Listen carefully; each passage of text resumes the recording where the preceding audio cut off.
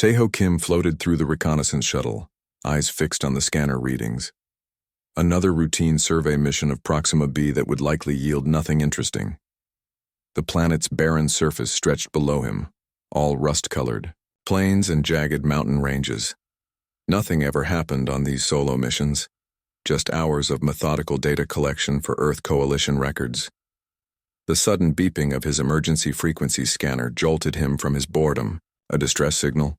Here? He adjusted the controls, trying to pinpoint the source. The signal was weak but definitely artificial, coming from somewhere in the northern canyon region. Control, this is Lieutenant Commander Kim. I'm picking up a distress signal from Grid Sector 7 Alpha. Requesting permission to investigate. Captain Park's voice crackled through the comm system. Negative, Lieutenant.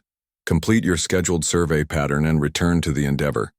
We'll send a proper team after your return. Taeho frowned at the coordinates blinking on his screen.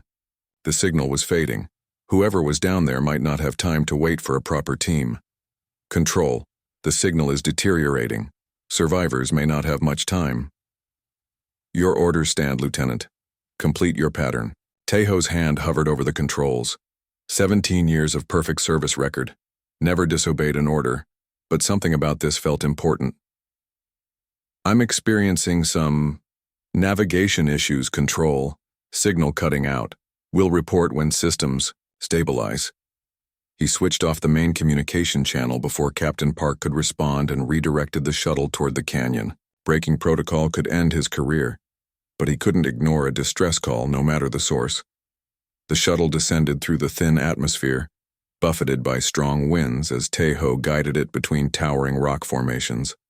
The signal grew stronger as he approached a narrow ravine barely wide enough for his craft.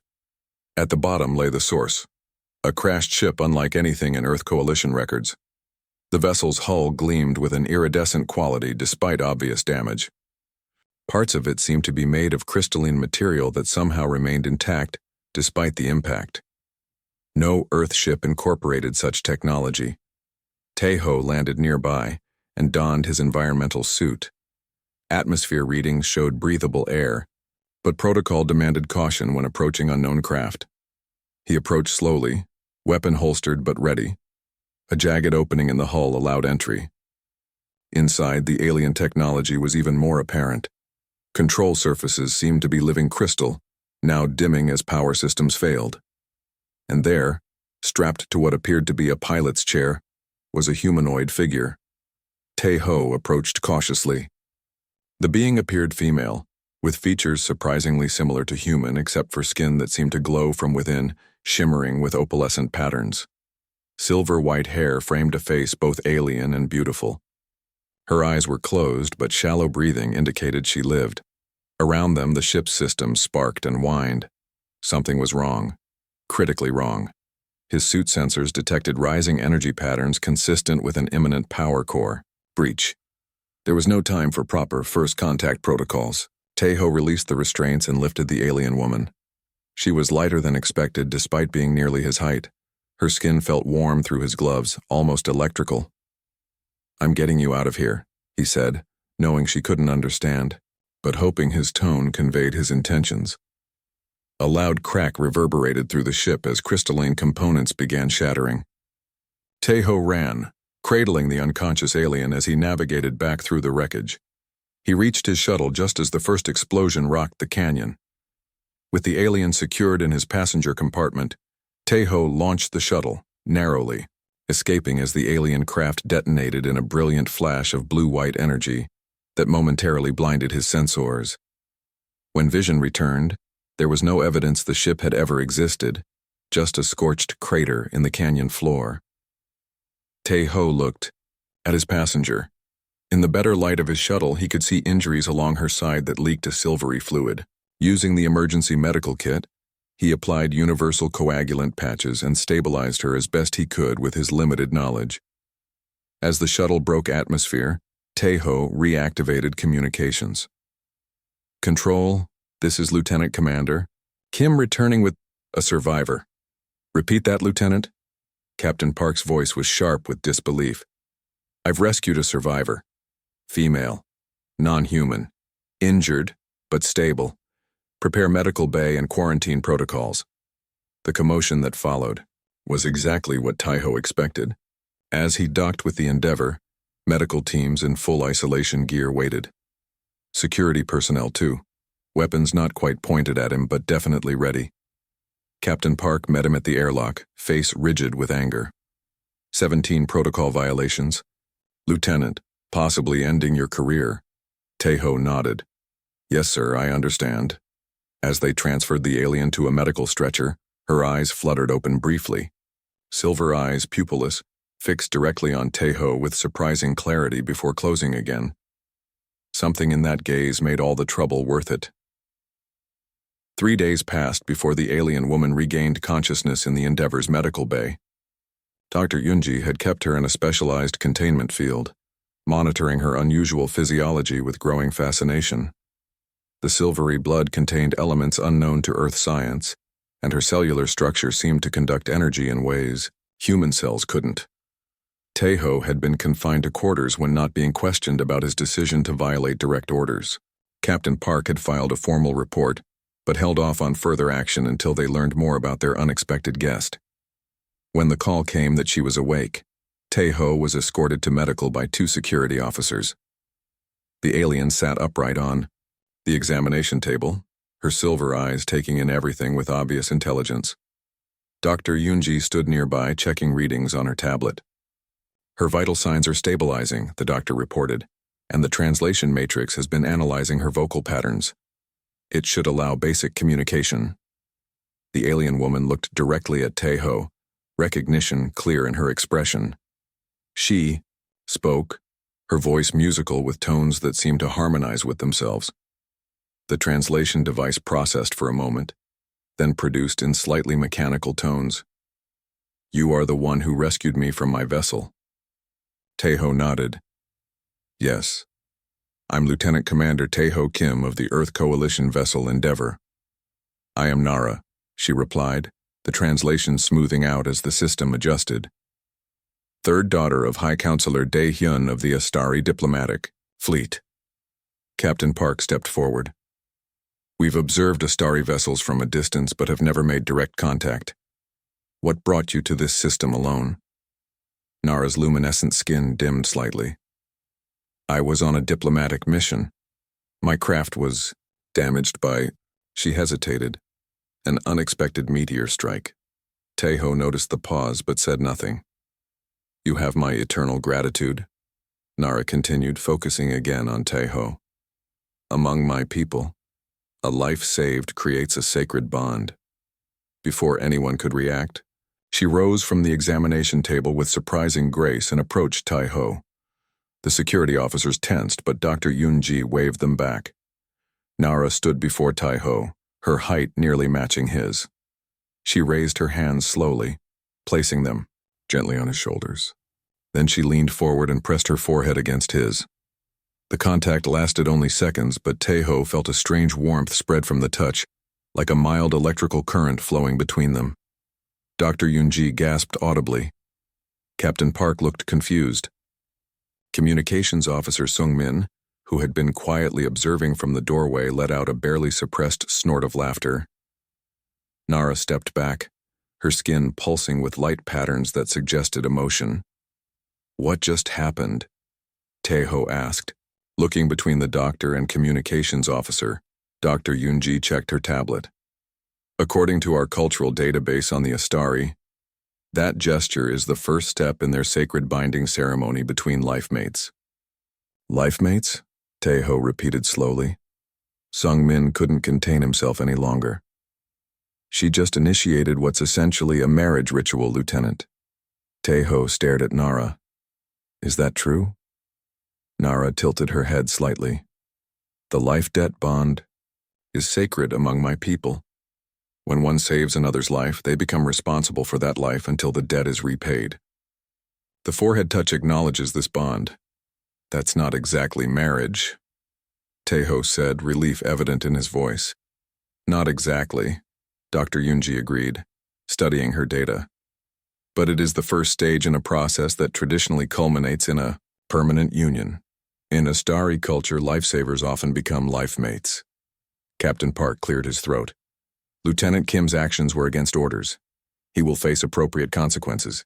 This ritual doesn't change that. Before further discussion could occur, the ship's communication system activated. "Captain," came the urgent voice of the bridge officer. "We're detecting an approaching vessel. It's a Starry, sir." "On my way," Captain Park replied, giving Tae-ho a significant look. "Bring our guest to the bridge. Her people are here." As they walked through the corridors, Nara moved close to Tae-ho. "Your captain seems displeased with your rescue of me." "I disobeyed direct orders," Tae-ho explained. "That's serious in our command structure." "You would be punished for saving a life?" Nara asked, genuine confusion in her voice. "It's more complicated than that. The mission comes first. Protocol exists for everyone's safety." She considered this. Among the Astari, preserving life always takes priority over protocol. When they reached the bridge, the view screen showed an approaching vessel that resembled a massive crystalline nautilus. It dwarfed the Endeavor, its surface shimmering with the same opalescent quality as Nara's skin. "They're hailing us," announced the communications officer. "On screen," ordered Captain Park. The image shifted to show a stern-faced Astari male with elaborate markings across his skin and ornate attire that suggested high rank. His eyes widened slightly at the sight of Nara. "Daughter," he said, relief evident even through the translation. "You live." "Father," Nara acknowledged. "Thanks to this human." She gestured to Tae-ho. High Counselor Dae-hyun studied Tae-ho with obvious interest. "We have much to discuss, Captain Park, including the debt. My daughter and our people now owe your officer." As diplomatic protocols were discussed, Sung-min leaned close to Tae-ho and whispered, "Congratulations again, Lieutenant. You've just become part of an interstellar incident." The Astari vessel docked with the Endeavor, connecting through a specialized airlock that adapted to the crystalline structure of the alien ship. Captain Park assembled a formal reception party, including Tae-ho, who stood uncomfortably in his dress uniform. His career hung in balance, caught between breaking protocol and accidental alien diplomacy. High Counselor Dae-hyun entered the Endeavor with an entourage of 6 Astari officials. Like Nara, they had opalescent skin that seemed to pulse with internal light, though their markings were more elaborate, suggesting rank or family lines. Dae-hyun wore ceremonial robes studded with living crystals that resonated softly with his movements. "Captain Park," the High Counselor said, bowing slightly. "The Astari diplomatic fleet extends gratitude for the rescue of my daughter." "We're pleased we could help," Captain Park replied carefully. "Though I must clarify that Lieutenant Commander Kim acted without authorization." Dae-hyun's attention shifted to Tae-ho. "Is this common among humans? To save lives without permission?" Before Captain Park could respond, Admiral Ji-woo's voice interrupted from the communication screen. Earth Command had been monitoring the situation closely. "This is Admiral Ji-woo of Earth Coalition Command. High Counselor, we welcome this opportunity for first official contact between our peoples." The Admiral's eyes flicked meaningfully to Captain Park. "Captain, please escort our guest to the conference room. Lieutenant Kim will join the diplomatic team." In the privacy of the conference room, with only senior officers and Astari officials present, Admiral Ji-woo spoke bluntly through the secure channel. "The Astari control 3 systems with dilithium deposits our coalition desperately needs. We've been trying to establish diplomatic relations for years. Whatever happens here, make it work." After the Admiral signed off, Dae-hyun turned to Tae-ho. "My daughter tells me you risked your position to save her life." "It was the right thing to do," Tae-ho said simply. Dae-hyun's skin flickered with patterns that the translation matrix couldn't interpret. "She also tells me she has acknowledged the life debt bond." Captain Park tensed visibly. "About that, High Counselor, the bonding ritual is sacred to our people," Dae-hyun continued. "For thousands of years we have honored the connection between lifesaver and life saved. It forms the foundation of our social structure." Nara sat quietly beside her father, her expression unreadable. With respect, Taiho said carefully, I'm not familiar with your customs. I was simply doing what any officer would do. Yet not what your officers are ordered to do, Dae-hyun noted with surprising shrewdness. My daughter is not merely any citizen. She is third daughter of the High Council, betrothed to Minister Baek to secure peace between our political factions. Captain Park's eyes widened slightly at the implications. High Counselor, surely you don't expect— The bond has been acknowledged, Dae-hyun said firmly. To dishonor it would be a grave insult not just to my family, but to our entire cultural foundation. After the meeting, Taeho found himself alone with Captain Park in the officers' mess. You've created an interstellar incident, Lieutenant, Park said, pouring himself a strong drink. Command just sent new orders. You're to respect Astari customs and maintain positive diplomatic relations at all costs. They want me to pretend I'm engaged to an alien princess? Taeho asked incredulously. For now, yes. Until we find a diplomatic solution that doesn't offend a species we desperately need as allies. Over the next several days, as diplomatic discussions continued between the two vessels, Taiho and Nara were expected to spend time together. At first, these meetings were awkward, supervised affairs in the observation lounge or recreation deck. 2. Taeho's surprise, Nara proved to be intelligent and curious about humans. She asked thoughtful questions about Earth customs and explained Astari traditions in return. Your people place great value on individual choice, she observed, as they walked through the ship's small arboretum. It's very different from our emphasis on collective harmony. Is that why you accept arranged marriages? Taeho asked. Nara's skin dimmed slightly. My betrothal to Minister Baek was political. My father's moderate coalition needs support from traditional factions. And how do you feel about it? She touched a flower gently, its petals responding to her energy field. Minister Baek is powerful, but not kind. My shuttle mission was actually— She hesitated, then looked around to ensure they were alone. I was fleeing the marriage. The crash was no accident. Taeho stared at her in shock. Are you saying someone tried to kill you? I can't prove it, Nara replied softly. But Minister Baek would benefit if I disappeared and humans could be blamed.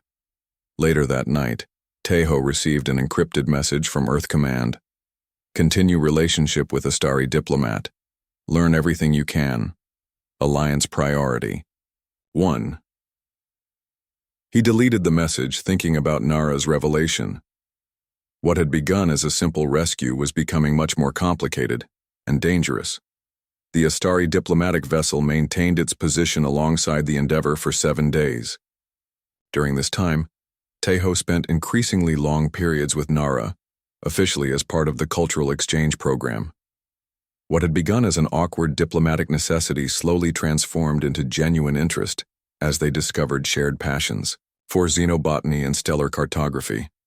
Late one evening, they sat in the ship's data lab, Nara showing Taeho star charts from Astari territories.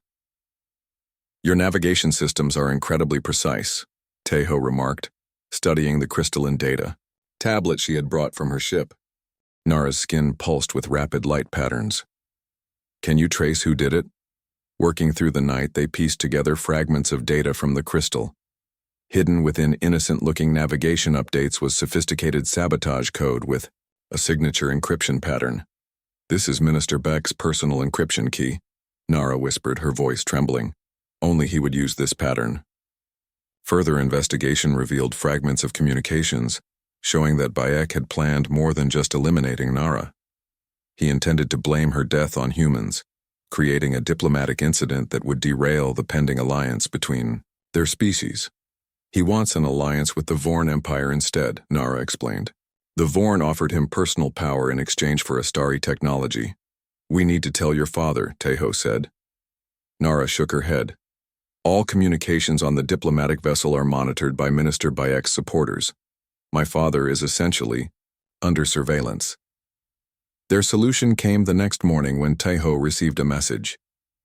Minister Baek himself had arrived on the diplomatic vessel and requested a meeting with the human who had interfered with Astari affairs. The conference room was tense when Taeho entered, Captain Park sat with a grave expression beside Admiral Jiwoo's video feed. Across the table, High Counselor Dae-hyun appeared tired, flanked by Minister Bayek, a tall Astari with cold eyes and skin that barely flickered with light. "So this is the human who claims a bond with third daughter Nara," Bayek said, his translated voice lacking the musical quality of other Astari. "How convenient that he found her alone, with no witnesses. Lieutenant Commander Kim saved my life," Nara stated firmly from her position beside her father. "After her ship mysteriously crashed in isolated territory," Bayek countered. "Perhaps we should question the timing." Tae-ho remained silent, studying the 4 armed Astari guards positioned around the room. Their hands rested near crystal weapons at their sides. "Minister Bayek has expressed concern about human involvement in our internal affairs," Dae-hyun explained carefully. "He has offered to escort Nara home personally to ensure her safety." Tae-ho noticed the subtle pressure in Dae-hyun's voice. The High Counselor was not in control here. "Before any decisions are made," Tae-ho said calmly, "I believe we should review all the evidence about Nara's crash." Bayek's skin darkened. "The investigation is an internal Astari matter." "Interesting that you're so eager to dismiss evidence," Tae-ho replied, watching one of the guards shift position slightly, "especially regarding your personal encryption code in the sabotage program." The reaction was immediate. Beck's guards moved, reaching for their weapons. But Tae-ho had been ready. Earthborn humans possessed reflexes and strength that evolved in higher gravity than the Astari homeworld. Before the first guard could draw his weapon, Tae-ho had crossed the space between them, disarming him with a quick strike to the wrist. The second guard fired a crystal stun pulse that Tae-ho dodged, using the conference table as a shield. Captain Park had dropped beneath the table, pulling his own sidearm. The remaining 2 guards hesitated, clearly shocked by the human's speed. "Enough!" Dae-hyun's voice cut through the chaos. "Minister Bayek, explain yourself immediately." The Endeavor's conference room fell silent after Tae-ho's display of human reflexes. Both Astari guards stood disarmed, their crystal weapons now in Tae-ho's possession. Minister Beck's face had lost its confident expression, replaced by poorly concealed fear. "You cannot trust these humans," Beck said, addressing High Counselor Dae-hyun but backing slowly toward the door. "They are dangerous, as this display proves." "What's dangerous?" Captain Park said, emerging from under the table with weapon drawn. "Is sabotage and attempted murder of a diplomatic envoy." Tae-ho placed the confiscated weapons on the table and activated Nara's data crystal, which he had brought with him. The holographic display showed the sabotage code with Bayek's encryption signature clearly visible. "We discovered this in Nara's shuttle records," Tae-ho explained. "The navigation system was programmed to fail gradually, making it appear like a mechanical problem." Dae-hyun's skin darkened with anger as he examined the evidence.